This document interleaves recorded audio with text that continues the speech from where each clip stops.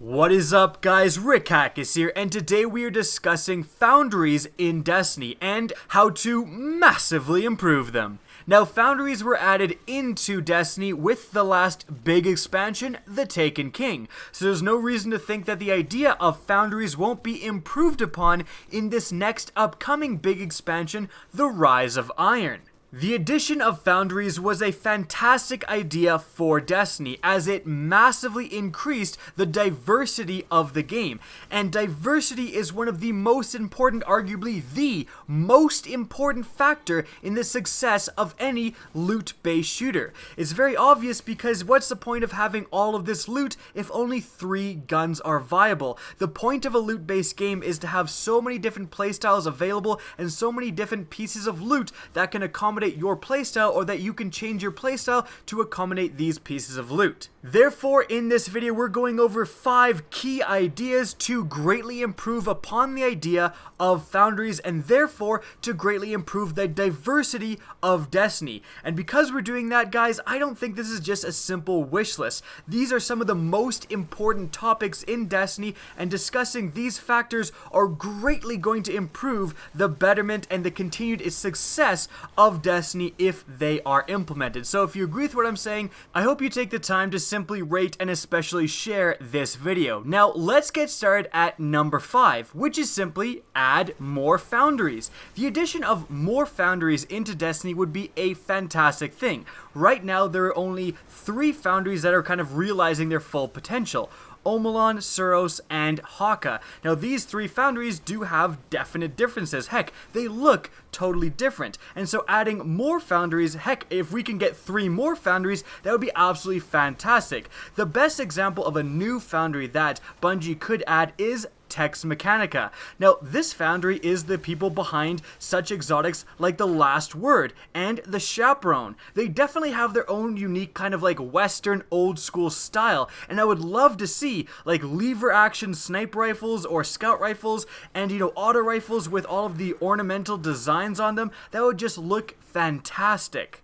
Now, simply adding new foundries is probably the easiest thing to ask for. However, you can also greatly improve foundries by improving upon the existing ones, because number 4 is implement the missing combinations. There are no Hakke scout rifles, there are no Suros hand cannons, and this pattern is continued pretty much identically throughout all the foundries. All of the foundries are missing certain gun types, and certain gun types like sidearms, launchers, and machine guns don't have the existing 3 foundries present. Why can't you get Hakke rocket launchers? Why can't you get Suros and Omolon sidearms? There's really no reason for this, and actually implementing the existing foundries into these certain gun types would again already improve diversity without adding any new foundries. However, it's then very important to discuss, if we fill in all the missing combinations and add these new foundries, are there going to be any true differences between the foundries? Right now, if you honestly look at the game, is there that much of a difference between Omolon scout rifles and Suros scout rifles? Not necessarily, and that's because even though these weapons belong to different foundries, they belong to the same damage archetypes. Now, I often mention damage archetypes, but a lot of people don't exactly know what I'm talking about, so this is exactly what I'm talking about. What you're seeing on screen right now is me scrolling through the Planet Destiny database on the auto rifles, and we're selecting just the legendary ones, but these damage archetypes exist in all of the different rarities. As you can clearly see, it's the same damage, the same rate of fire over and over and over again, and then we switch to a different damage, different rate of fire over and over and over again. There's only 3 auto rifle archetypes within the entire game. They've existed since the alpha, and they've existed all the way until this point of Destiny, and there has never been an attempt to break any of these damage archetypes. Any differences that you see are actually glitches. Certain weapons like the Red Spectre are just glitched, and they still fit into these rigid damage archetypes.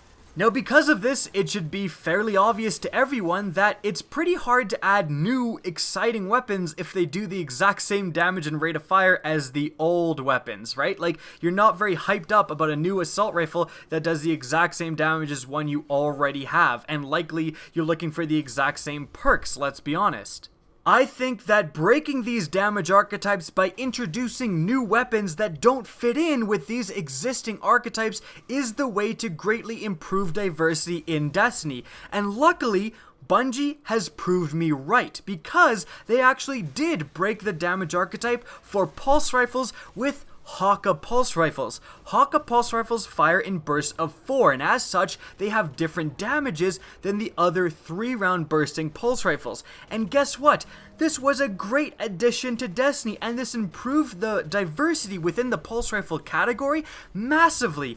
Anyone who uses pulse rifles in Destiny knows that a Hakke pulse rifle feels very different than a normal 3-round burst pulse rifle. This is what you can achieve when you experiment, when you break these rigid damage archetypes. You get totally different feeling and totally diverse weapons in the game, and hopefully the same can be achieved by breaking the other damage archetypes, introducing auto rifles that are in between the existing damage archetypes, maybe outside them, maybe shoot even slower and do even more damage, maybe shoot even faster and do less damage, maybe do more damage and shoot as fast but have terrible recoil.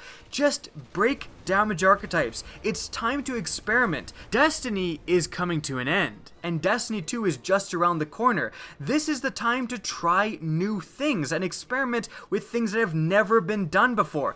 Guys, there's always going to be people who are saying, no, that would be overpowered, and that just wouldn't work. But guess what? Those people were saying things exactly like that when people were arguing for melee weapons and sidearms to be introduced into the game. I made a video like years ago talking about how it would be awesome to introduce new gun types into Destiny, and melee weapons and sidearms were brought up.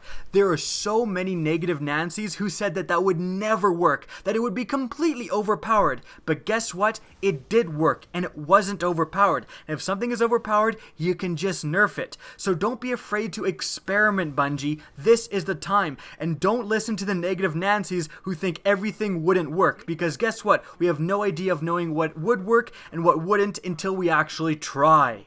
Now that whole mini rant about creativity, diversity, and experimentation really goes into point number 2, which is have foundry-exclusive perks. One of the reasons the Destiny gun system has arguably stagnated is because not only do you have these extremely rigid damage archetypes, but you also have everyone looking for what is essentially the same handful of perks. It's the vanilla Destiny perks plus hidden hand, essentially. And most players know this, that they're always looking for the same perks on pretty much every gun, on every damage archetype. Well, it's time to experiment with some perks and add some new DLC perks that don't always suck.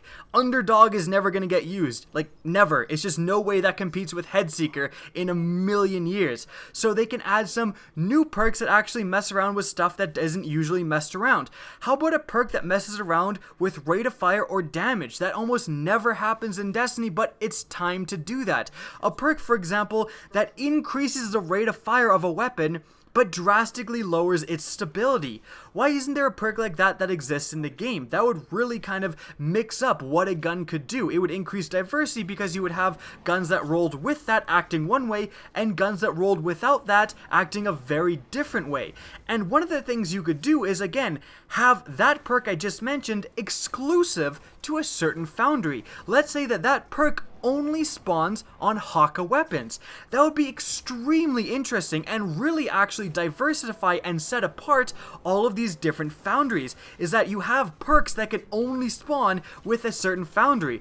And again, that is going to massively increase diversity, because now if you want these certain perks, you actually have to go after these certain foundries and specifically look at certain foundries of weapons. I think that would be a fantastic way to increase diversity and, again, really make these foundries different apart just from looks and perk layout.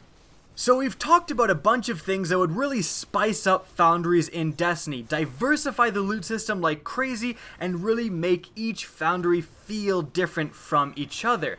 But now we're going to talk about, well, what's the point of having all this diversity and all these crazy foundries that are so unique if you can't show your support for your favorite foundry? And that's why number 1 is have Foundry loyalty. Just like how you can be loyal to Dead Orbit, why can't you be loyal to Suros? There should be an NPC, a Suros NPC, a Hakke NPC, and any other NPCs of the new foundries that are added where you can pledge your loyalty for a certain foundry, and you can level up your foundry rep by simply getting kills with a Hakke weapon. For example, you would level up your Hakke foundry rep, and upon doing so, upon leveling up your foundry, you would go to your NPC and he would give you a package, just like all the foundries right now, except for the package would obviously include, you know, a Hakke weapon if you are pledging allegiance to the Hakke foundry. I think this is a relatively simple thing to implement that would really improve the game. People have their favorite foundries. Like, I know people, I've talked to people who say, you know, I just